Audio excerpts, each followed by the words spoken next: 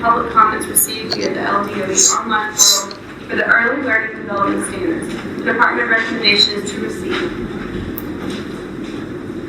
Okay, Mr. Garvey, motion. Do I have a second? Substitute motion, please. Okay, Ms. Holloway has a substitute motion.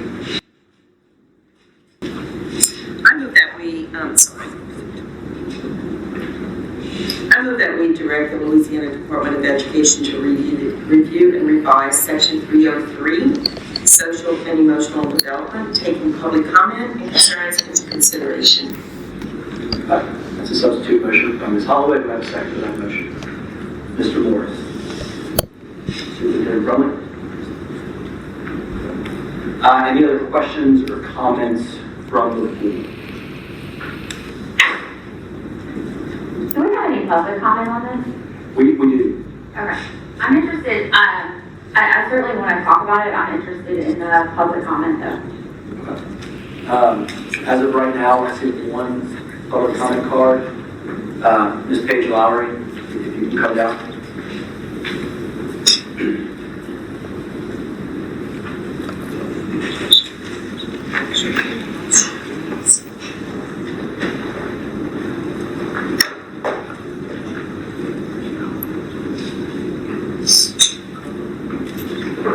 Hi, good morning. Thank you for taking public comment this morning, and thank you all for allowing us to be here.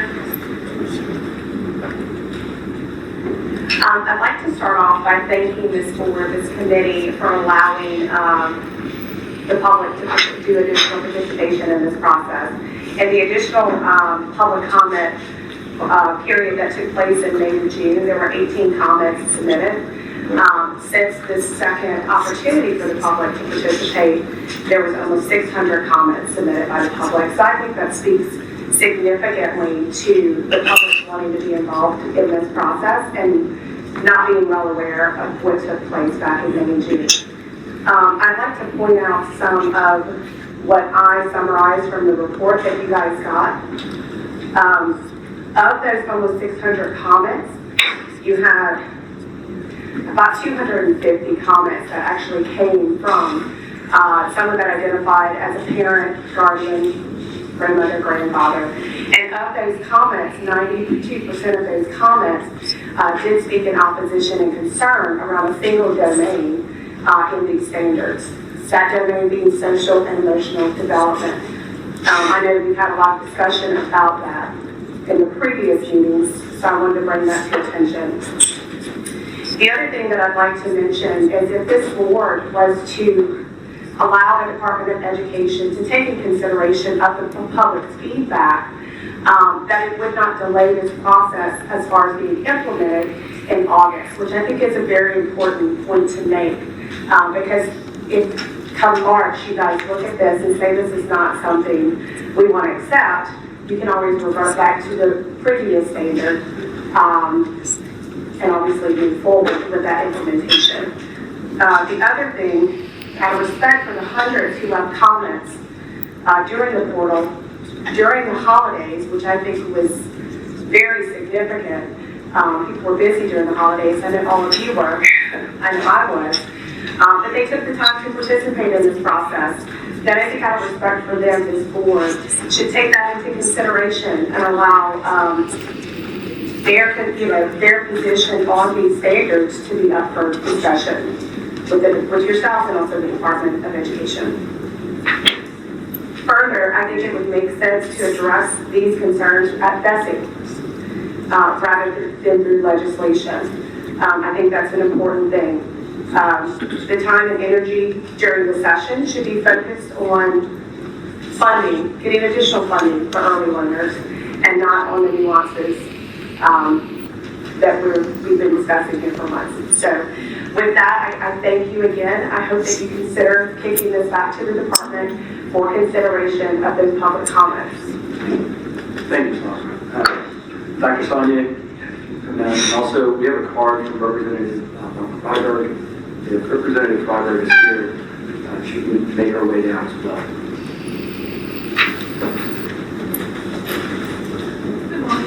Dr. Libby Sonia, Executive Director of the Louisiana Policy Institute for Children. I think it is important to consider the 600 comments that were made. I would recommend that the process be for the committee to review those public comments and then make recommendations to address any public comments that were made. To go back to the educators and back to the experts that worked for over a year on these standards to really take in the 600 public comments instead of it just going directly to the department, but going to the committee that helped develop the standards. But definitely taking in the 600 comments that were made. Thank you, Dr. Sonny. Mr. Garvey, one second, let me just make sure. Representative Freiberg, I don't see you. I do. You have a card indicating that she wishes to speak. If she comes back in, we will allow her to speak with Mr. Garvey. Yeah, Ms. Davis asked me to note on the recording that Mr. Harris, Representative Lance Harris, asked that we distribute the email that he sent to, I think, all the best members yesterday. But just to make sure that they have the email in front of them, we're passing it out. Thank you. Yeah, and I'll make sure that we put this into the record. It is a letter, looks like signed by 8 members of the House Education Committee. It appears that it was sent to all of us and everyone on the House Education Committee yesterday. So make sure that's part of the record. One more thing, point of information, really, question for the superintendent. The motion that's on the floor now, does that prevent you from getting input from this committee and letting them review the issue and speak to you about their concerns or suggestions? No, sir. Okay, thank you. Good morning, Representative Freiberg. Good morning. Good morning. Again, thank you for your service and thank you for hearing from me again. I think I've been here every time we've discussed this issue at BESE. I, as you know, am very much in support of the standards and would like to see them go through as they currently are. However, I do believe that this is something that BESE and the Department of Education should be handling, not the state legislature. We are not people over there who know a lot about education, particularly early and childhood education. And it's so very important to this state that I believe I would request that you send this back to the drafting committee, let them take another look at it. I saw Lance's letter, and I appreciate what he was trying to do. I do not want to tell the committee what to do. I want the committee to look at what some of the options might be and to go from there.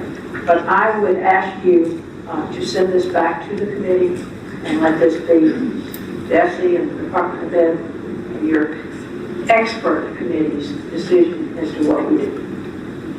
Thank you, Representative. Thank you. Good morning. My name is Kristen Buck, and I appreciate everything that you all have done with regards to these standards, what you did in August with the social studies standards. I agree with Representative Freiberg and with Paige Laurie that we would love for everyone to look at these standards, kick it back to the LDOE, instead of going to the legislature, as Representative Freiberg just pointed out. You know, that's really not their job. This would be great if the BESE board could give it to LDOE. To revise only the SED domain, taking public concerns into consideration, considering that 92% of all the comments made by parents, grandparents, and other family members expressed a desire to revise the SED domain. And I agree with Superintendent Brumley that children belong to their parents and they should be recognized as the experts. Thank you so much for your time. Thank you.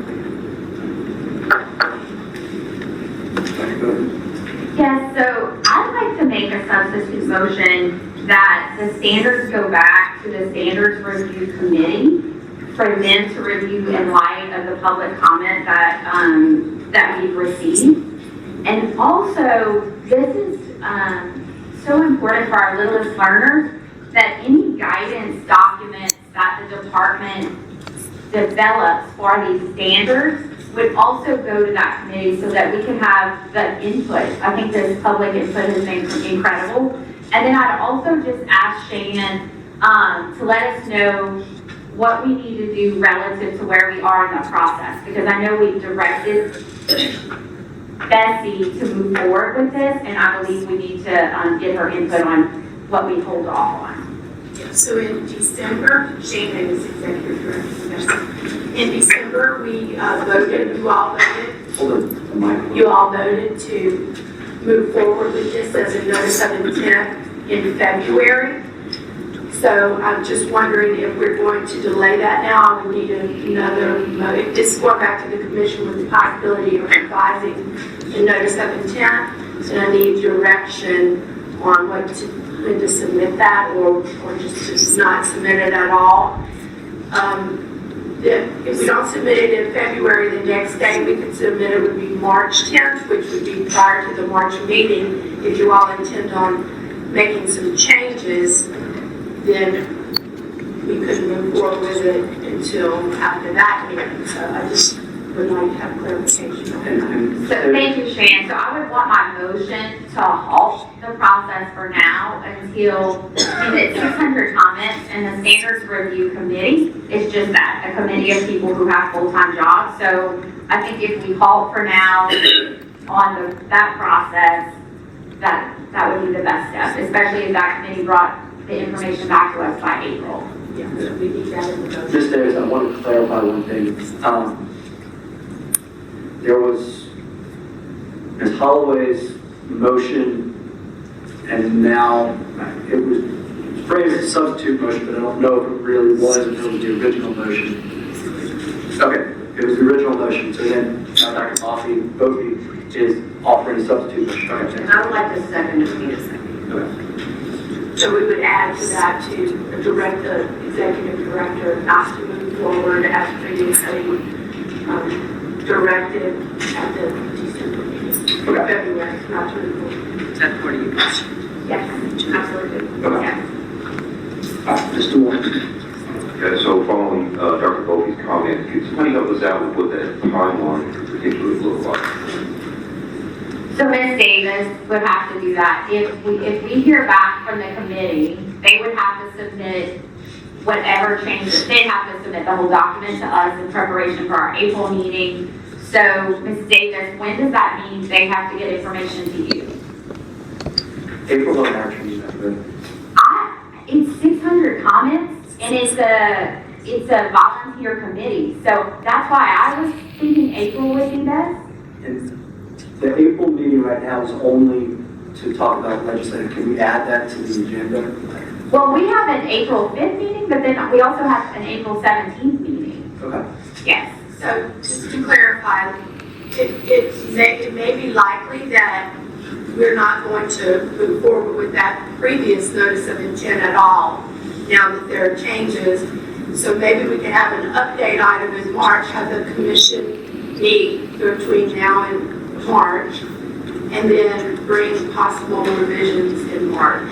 So, and then it would start all over again. These are people who have full-time jobs, so I can ask Ms. Sonia to come up to talk us through what availability is, but then they're having public meetings as well, and they have to make sure people can attend and publicly notice those meetings. So I don't think we get anywhere from rushing. But Ms. Sonia, if you'd like to come up and talk through what you think the needs might be relative to the 600 comments, it might be helpful.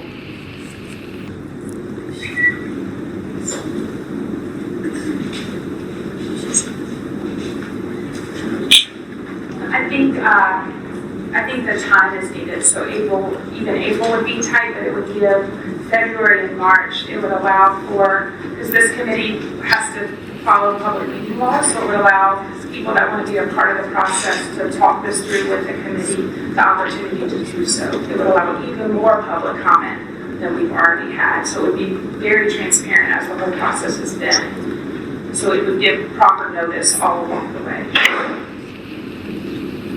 Okay. Mr. Darby. Does this committee have a meeting scheduled? So we have to reconvene the committee. And how long does it usually take you to convene a meeting? well, I mean, we'd have to get notice out and all of that. So it will probably would be able to meet to probably mid to late February. And we have to review all the 600 comments and then have public meetings to discuss potential changes. Any work groups within that? There are separate work groups for each domain. I guess what I'm asking is it, and without rushing, because we don't want to rush this, as Ms. Bowley said, is it conceivable that y'all might have some feedback ready for us or a revision ready for us in March? Not March, I would say April. Okay, thank you. And then Ms. Davis, in going back to Mr. Morris's timeline question, what happens after that? Let's say the committee meets, they review 600 comments, they report back to us at our regular April meeting, and then can you talk us through the timeline after that? Yes, if there are revisions to the notice, then it starts all over again. So then it's another advertisement, submission to the register of the new revision, of the new policy, and then, same deal. They have opportunity to comment, written comment on that notice. So it could take 4 months beyond that.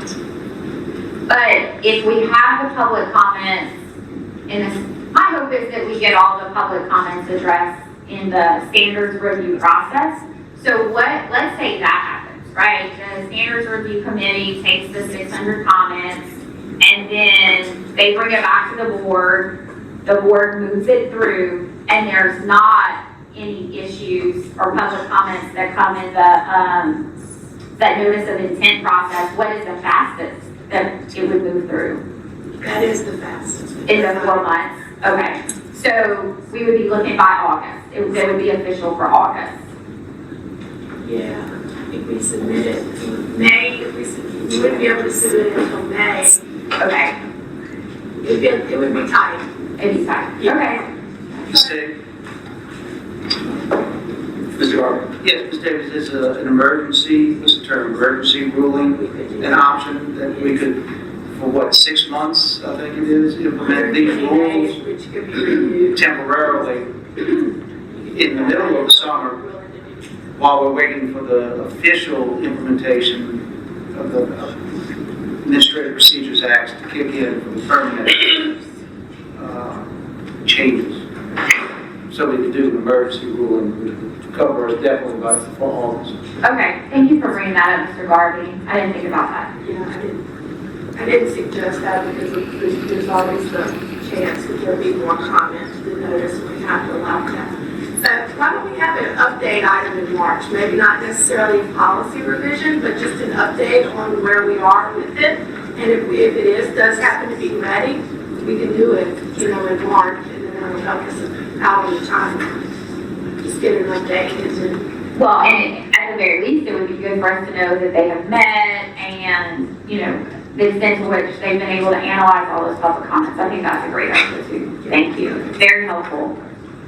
Dr. Both, do you want to add that part about March to your motion? Yes. My motion was a little messy. I hope you got it. Ms. Rossi, you can add it. So we're holding off on the interim and bringing back for in March. Yes. And sending it back to Send it back to the committee. We can always, they're coming back in the April meeting with the proposed revisions. And then they would also be an avenue to review all the guidance documents. I think the issues that people have raised have been incredible issues. And so it hopes that the review committee would be willing to look at guidance documents down the road. Any other public comment or questions? We have a motion and a second on Dr. Bove's substitute motion. Any objection to the motion? Hearing none, the motion passes. Next item, please.